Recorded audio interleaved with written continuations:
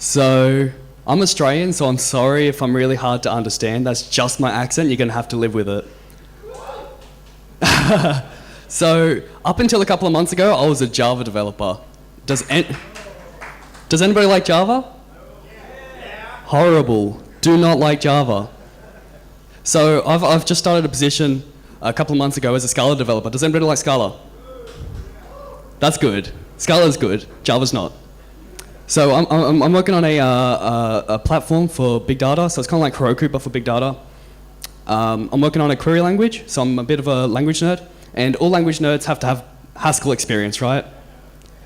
Does anybody like Haskell? Haskell is awesome.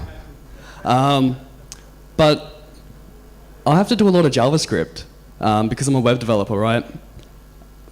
And I don't like JavaScript. JavaScript is kind of awful as a language. As a platform, it's awesome. Everyone should be using JavaScript as a platform because it runs on the web, runs on mobile, and it runs on servers. It's everywhere. You can't avoid it. But as a language, it's not that good. So I'm trying to fix that with Roy. It's a language that compiles to JavaScript. We heard about Fay today. It's kind of similar to that. So there's CoffeeScript. There's only a couple people using CoffeeScript here, which is pretty amazing. But yeah, we've got other languages like ClojureScript and Objective-J and that. So what makes Roy a little bit different is that it's got types. So who was that guy that said that unit tests are better than types? Completely wrong. Completely wrong. Unit tests, you say 2 plus 2 equals 4. So you've got one instance of something. An actual type says that an integer plus an integer equals an integer. So it's actually making a proof. Sorry? So you want generative testing then? Do you do any generative testing or automated specification testing? You do? Awesome, okay. So automated specification testing is when you say this plus this equals some sort of algebraic property. So you say a plus a equals 2a, right? 2 times a. Then you've got more of a, you're testing more values, right? Because you can just plug in any type of value and you get out something else. So you can plug in 100, you can plug in 1,000, and you can actually have the type system say, okay, well, it accepts 2 integers, I'll just generate 1,000 integers, and you actually get an algebraic property as the end. So that's what you want. Anyway, Simon Peyton-Jones agrees with me, so he's really smart. But basically he's saying that types are the world's most used formal method by 6 orders of magnitude. I think he just makes up the 6, but it's Simon Peyton-Jones, so that's okay. What he's trying to say is that we're making a proof by saying that an integer plus an integer equals an integer, right? That is a proof of that. And Roy is also functional. There's a lot of connotations with the word functional, so what do I mean? I mean that it's completely immutable, which I think is really important for reasoning about our code. And so it's kind of a cross between CoffeeScript and something like a Camel or Haskell. So here's our first line of Roy. We're saying let 100 equals 100. Now, that only compiles into this. var 100 equals 100. So it doesn't compile into a megabyte and a half like Dart does, or used to. It just compiles 1 to 1. So this is console.log hello world. This is our hello world application. Compile that, and it's our hello world. So that's exactly how I'd write hello world in Node, right? I get exactly the same thing that I'd write by using Roy. So here's a couple of problems that I have with JavaScript. I'm going to try and introduce some Roy features to try and fix them. So first problem is weak typing. This is not good. You know, we shouldn't be able to say hello plus 2. That doesn't make sense. So the compiler comes in and won't actually compile this. It'll give you a statically typed error and say that you're trying to add something, but you've got a string on the left-hand side. That doesn't make sense. That's a good thing. So here's a function, a function that takes x and returns an x, but we're saying that it returns a number. So Roy has type inference saying that it's able to infer things. So if If it's returning a number and it takes in an x, and it returns the x, so therefore the x must be a number. So it takes an input of a number and returns a number. And yeah, that works if we pass in a number. If we try and pass in a string, that doesn't work. And that's a JavaScript. That's kind of what I'd write if I was just writing Node or browser JavaScript. So the second problem is duck typing. We really like duck typing, right? Because you know, if it quacks like a duck, it is a duck, right?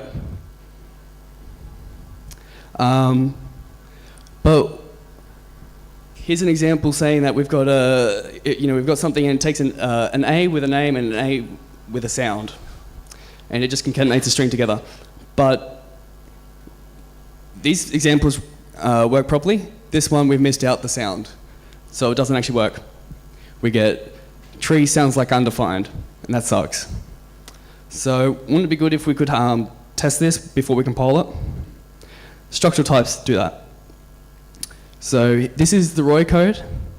We don't have to define that A has to have a name or A has a sound. It's able to infer that. And our last example now doesn't compile. So we've checked this statically. We've checked that the property that we're passing, well, the object that we're passing in has the property name, which is a string, and the property sound, which is a string. So static duck typing. So some types are able to say that we want this thing or that thing. So it's disjunction. So he was saying that this is an optional value. It's got some value, so it's some A, so we can have a sum string or a sum of a number. Or we can have none, which is nothing.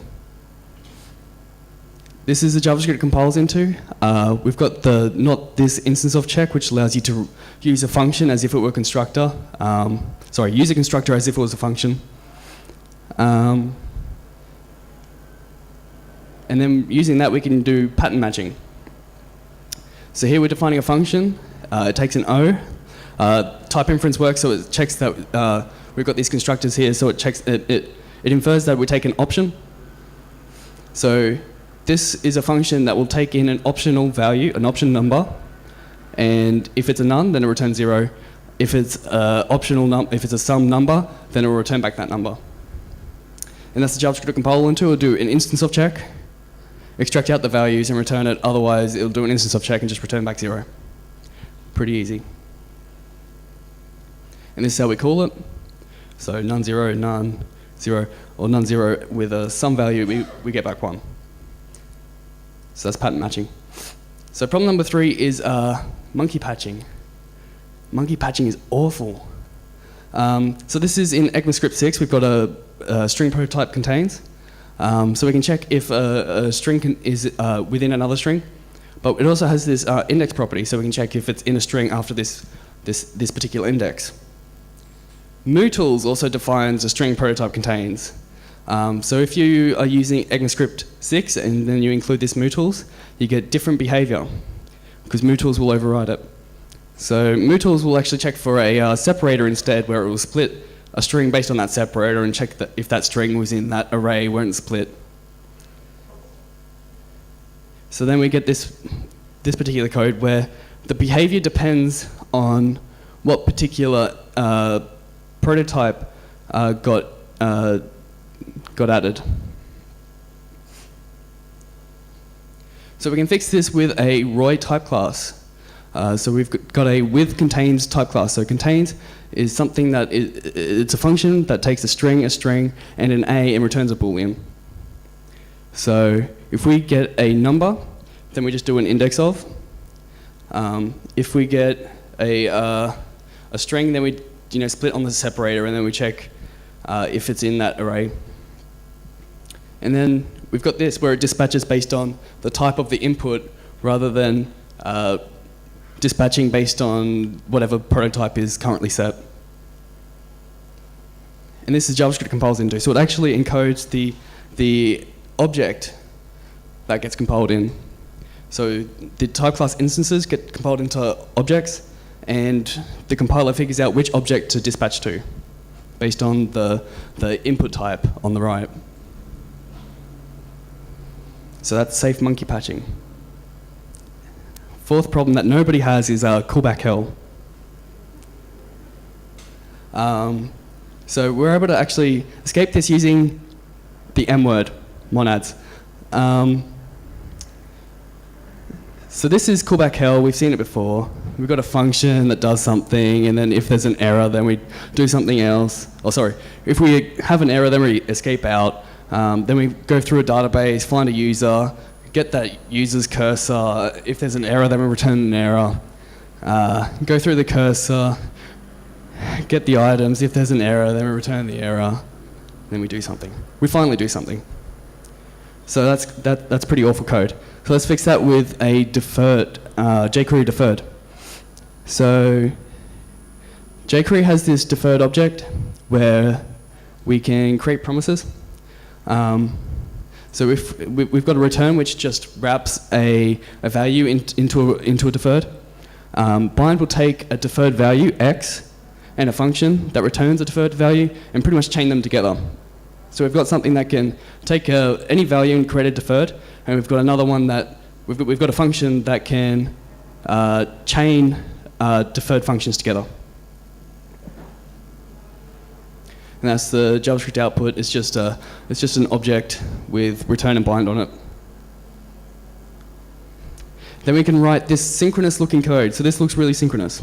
So val comes from this hello world, and we've got val2, which comes from this alias Roy. And these are doing AJAX requests, but it's just chaining them up. So it'll do this AJAX call, and then when this one returns, it'll do this one, and then when that returns, we'll get this. And that'll create one big deferred object. And that's what it compiles into. It's node.js callback hell. And the fifth problem is modules. We heard that ES6 will have native modules, but at the moment, modules are kind of a mess because we've got browser globals, which is kind of, sorry? Yes. Yes. But at the moment, we've got like browser globals, which is window.jQuery equals jQuery, common.js, which is in Node, or AMD, which not enough people use, but it's kind of a pain because you need a module loader. So basically, Roy compiles to all those module standards. So you write this Roy module once, just import and export, and it will compile into a browser global object if you want it to, where it just sets something onto the window and just expects settings to exist. Or it will compile into node.js where it does a require and exports. Or it'll do AMD, where it does a require and then sets the exports. And there's a typo there. So I've used Roy's features to try and fix some of these, but Roy is actually built on Haskell concepts and category theory, so a lot of those concepts are quite more general than these. Like, we can use monad syntax to do a lot more than just fix callback hell, but it is actually a perfect solution. So in the future, I'm going to be adding functional lenses, which I think is going to be touched on in the next talk. But basically, it's going to make immutability really easy. So here we've got an object called me. It's got a name, and it's got an address on it, which is a object itself with a number and a street. Now we can compose these lens values by prefixing each lens with a dot. So we've got a street lens and an address lens. We're composing them together. So now we can use that person's street lens and get a value out. So this person's street will actually traverse this structure and get out the street from this person object. Or we can use the setter, which will update this street of this object and give back an immutable copy of the whole person. So this person will have a name of Brian, address number of 1007, but an updated street of Walnut Street. So it's going to make immutability easier because we can have these big nested data structures and get a copy back of the whole data structure rather than just a little part of it, or have to do some mutation and destroy our reasoning about it. So another feature that just got put into Haskell about a month ago was deferred type errors. So we can enable this flag when we want to run some tests, or when we want to just use a REPL and play around with our program. So basically, it will take code like this. For a Haskell programmer, this program does not make sense. To a JavaScript programmer, this is fine. this program will print out too. But the reason a Haskell programmer thinks it doesn't make sense is because we've got this here. That's a type error. It wouldn't compile in Haskell. But if you enable that flag, it will compile it into something like this. So when we run this, it will always print 2. But we've got this exception here that, if we had math.random, greater than 0.5 or something, half the time it'll hit this code. So we can still test it. We can test one branch, check if our logic is right, or we can check another branch, which is pretty cool. So I've got a code evaluator up online. It's roy.bromleyken.org. It looks like this. So you can just type in code. As you type, it compiles it automatically. You can press run, and you get output, which is pretty cool. So it just looks like this. So we'll try the deferred monad. So there we go. We can run it. There's our output, which is pretty cool. So it's not actually going off to a server to do anything. This is all client-side. The compiler itself is written in JavaScript, and it compiles to JavaScript, so we can do it all in the browser.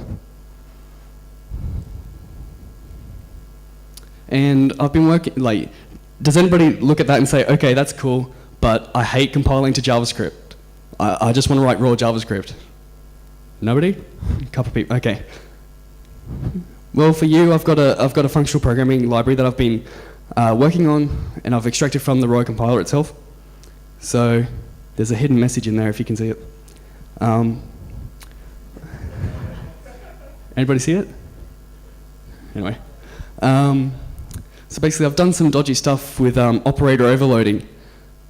And I've implemented monadic syntax, applicative syntax, functor syntax, all these different category theory concepts inside pure JavaScript. I've got church encoded data structures and a heap of other different features. I've got automated specification testing, as in quick check, inside the library as well. So if you don't like the idea of compiling to JavaScript, you can just use this and get a little bit further with your JavaScript. So that's